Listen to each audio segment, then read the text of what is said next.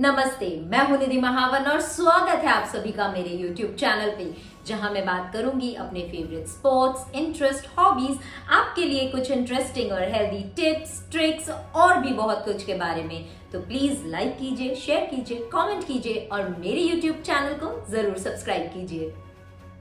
I know ये video थोड़ी सी delay हो गई है, but I have not been keeping well, I am still in recovery. तो शुरू करते हैं आज के वीडियो। मेरे फेवरेट स्पोर्ट्स सीरीज की इस वीडियो में हम बात करेंगे मंडे नाइट रॉ के बारे में। And for the first time finally the new Judgment Day एक साथ रिंग में आई और शुरुआत की मंडे नाइट रॉ की। रिंग में आके उन्होंने बताया कि बिट्रेयल जजमेंट डे के साथ हुआ है और ये बिट्रेयल किया है रिया और डेमियन ने। और पिछले हफ्ते जो टेरर ट्विंस के साथ हुआ वो एक छोटा सा ट्रेलर था बैश एंड बर्लिन में होने वाली तबाही का। इसके बाद डोमिनिक ने अनाउंस किया कि इंटरकॉन्टिनेंटल चैंपियनशिप के नंबर 1 कंटेंडर टूर्नामेंट में वो पार्टिसिपेट कर रहे हैं और अपने डेड बीट डैड की तरह सभी पार्टिसिपेंट्स को हराकर बन जाएंगे चैंपियन। बस फिर क्या था, रिंग में आते हैं रे मिस्टीरियो विद LWO और डोमिनिक से कहते हैं कि लिव मॉर्गन और इन मूंछों के साथ तुम और भी बड़े इडियट लग रहे हो। बस फिर क्या था, छिड़ गई जजमेंट डे और LWO में जंग। पहला मैच हुआ LWO और जजमेंट डे के बीच 8 man tag team match. High flying moves और एक्रोबैटिक मैनूवर्स के चलते ये मैच रहा काफी इंटरेस्टिंग। रिंग के अंदर और बाहर एक्शन में कोई कमी नहीं थी।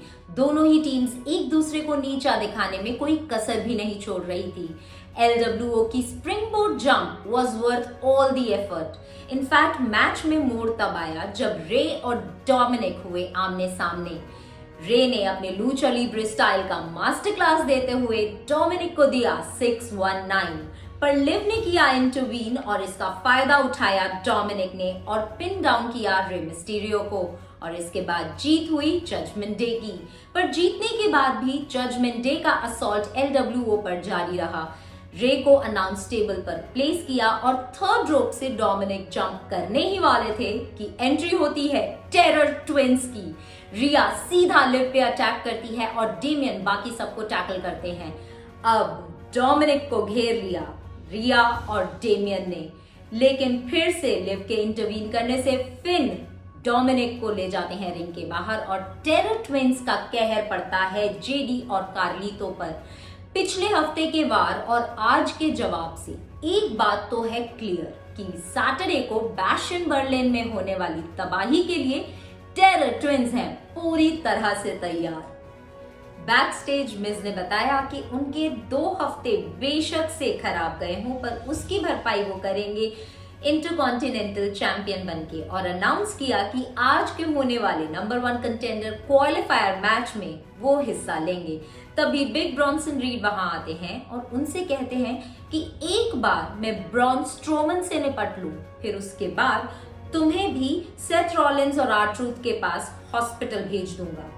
अब वहीं दूसरी तरफ द न्यू डे के कोफी किंगस्टन और एक्सेवियर वुड्स दिखे काफी एक्साइटेड, काफी पंप्ड अप थे नंबर 1 कंटेंडर क्वालिफाइंग मैचेस को लेकर। दोनों ने कहा कि 10 साल से ना न्यू डे को कोई तोड़ सका है ना ही कोई तोड़ पाएगा, क्योंकि हम बात करके मामला सुलझा लेते हैं। अगला मैच हुआ women's tag team match between damage control and pure fusion collective.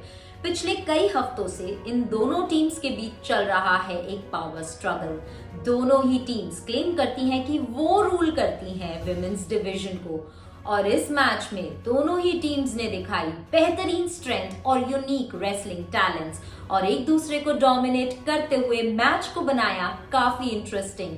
Sonia devil ने रिंग के बाहर इयो स्काई को किया पंच, लेकिन इसके बावजूद भी डैमेज कंट्रोल ने रिंग में काफी अच्छा डोमिनेट किया। अब तभी आ जाती है जेलिना वेगा, सोनिया डेविल को करती है टैकल, अपना बदला लेती हैं और इसका फायदा उठाते हुए मैच जीत जाती है damage control. Drew McIntyre ring में आते हैं और ऑडियंस से कहते हैं जैसे एक अल्कोहलिक को अगर अल्कोहल दो तो वो सब बर्बाद कर देता है, वैसे ही जब ऑडियंस सीएम पंक का नाम चैंट करती है तो सीएम पंक ईगो में आके अपने लिए सब बर्बाद कर लेते हैं।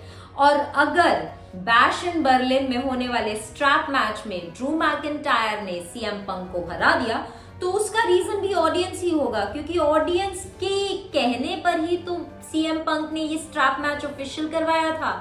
तभी आ जाते हैं सीएम पंक लेदर स्ट्रैप्स लेके और ड्रू को अनाउंस टेबल पे पटक के उन्हें असॉल्ट करते हैं लेदर स्ट्रैप से। सिक्योरिटी इन दोनों को अलग करती है और किसी तरह से ऑडियंस के बीच से बच के निकलते हैं ड्रू मैकिंटायर।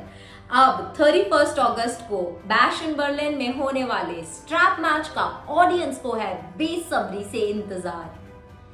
बैक स्टेज में ब्रॉन स्ट्रोमन वॉर्न करते हैं बिग ब्रॉन्सन रीड को और कहते हैं कि R-Truth और सेथ रॉलिंस को हॉस्पिटल पहुंचा के तुम मीन मशीन नहीं बन गए हो। आज तुम्हें रिंग में पता चलेगा कि मुझे मॉन्स्टर ऑफ ऑल मॉन्स्टर्स क्यों कहते हैं। अगला मैच था इंटरकॉन्टिनेंटल चैंपियनशिप के नंबर 1 कंटेंडर टूर्नामेंट का qualifier between Jey Uso, Carrion Kross and Kofi Kingston.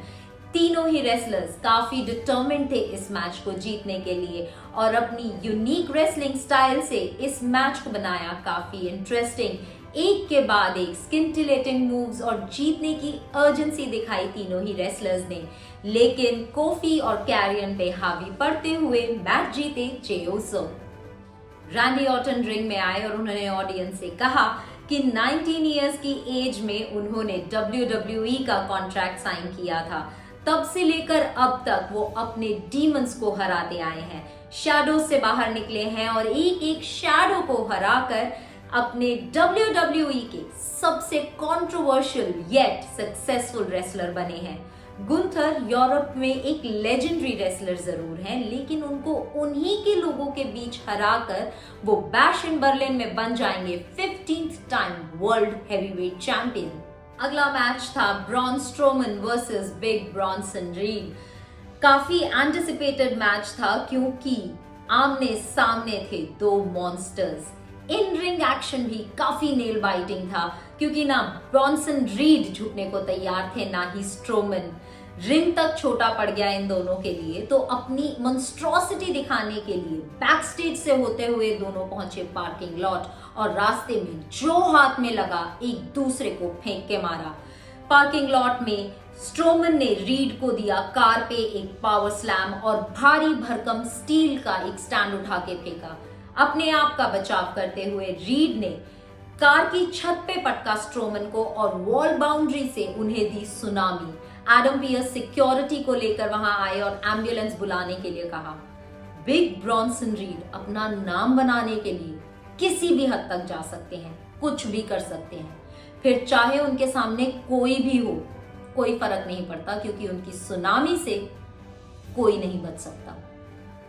अगला मैच था इंटरकॉन्टिनेंटल चैंपियनशिप के नंबर 1 कंटेंडर टूर्नामेंट का दूसरा qualifier between the Miz, Xavier Woods and Pete done.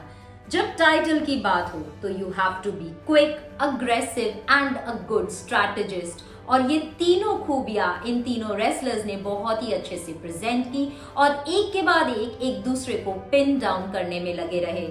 पीट डन की फाइटिंग स्टाइल के साथ साथ उनकी क्विक थिंकिंग रही उनके फेवर में और ये मैच जीता पीट डन ने। रॉ के मेन इवेंट से पहले एक वीडियो में अंकल हाउडी ने कहा कि चैट गेबल को काफी मौके दिए गए, लेकिन अब भी वो अपनी झूठी लेगेसी और अपनी अमेरिकन मेड फैमिली को बेवकूफ बनाने में लगे हैं। ना ही ये उनकी फैमिली है और ना ही ये एक अच्छे लीडर हैं, और इस झूठ का पर्दा वो आज चैट गेबल की आंखों से उठा ही देंगे। इसके जवाब में चैट गेबल ने कहा कि अंकल हाउडी, तुमने मुझे झूठा कहा, पर मास्क के पीछे तो तुम छुपे हो और अपनी फैमिली से मैं अपनी लड़ाइयां नहीं लड़वाता तुम्हारी तरह। आज के मैच में मैं सबको दिखा दूंगा that you are just an ordinary guy और मैं हूं Chad Gable, a genius, a master and a great leader. Raw का मेन इवेंट था अंकल हाउडी और चैट गेबल के बीच। अंकल हाउडी का इन रिंग डेब्यू, और क्या ब्यूटीफुल टीज किया उन्होंने चैट गेबल को, एक एक मूव सटीक और सलीके से। लेकिन चैट गेबल ने भी करारी टक्कर दी और दिखा दिया कि ओलंपियन होने के साथ साथ वो एक बेटर रेसलर भी हैं।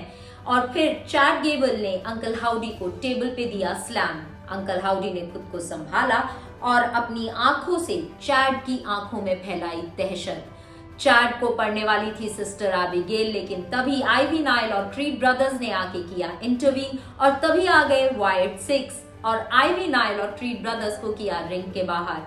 अब रिंग में अंकल हाउडी ने चैड गेबल पर कसी लगाम और फिर उन्हें दिया अपना power pack move sister Abigail और जीत गए इस मैच को। WWE pays tribute to Sid Eudy, also known as Psycho Sid। हमारी बचपन की यादों में बसे हैं साइको सिड, एक लेजेंडरी रेसलर जिन्होंने अपने करियर में WCW और WWE में कई चैंपियनशिप्स जीती। He will forever be remembered। Thank you for watching my video. अगर आपको वीडियो अच्छा लगा हो तो प्लीज इसे लाइक कीजिए। आपके पास कोई सजेशन है तो कमेंट कीजिए, अपने फ्रेंड्स और फैमिली के साथ शेयर कीजिए और प्लीज मेरे यूट्यूब चैनल को जरूर सब्सक्राइब कीजिए। And see you again.